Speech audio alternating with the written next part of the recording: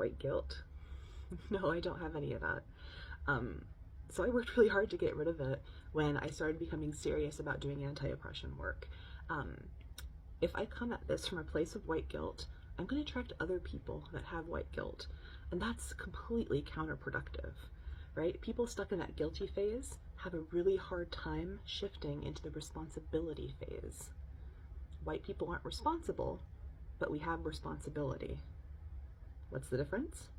So I don't feel guilt because I'm not guilty, right? I've never enslaved anybody, and I never created a system of white supremacy and put myself at the top, right? I was born into this, and as far as I can remember, I didn't choose this.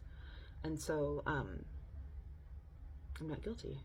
However, because of what I was born into, I'm living in a world that is deeply unfair, and of all the unfairness that I have to deal with, and I deal with a lot of unfairness on a daily basis, by virtue of who I am, where I am, millions of factors that some of which I had a say in, some of which I didn't.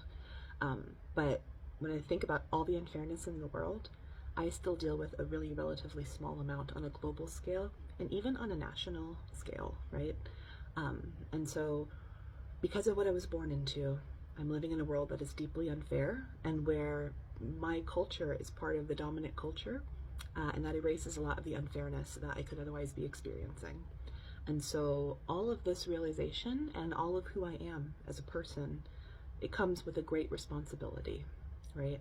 So I'm not guilty that other people don't have what I do, but I still consider myself responsible for doing my part to fix it, because I would like us to live in a world where we're all equal, we all have equal opportunities, we all have our needs met, where we all can experience comfort and a rest, a rest from all of this that is happening in the world right now, right?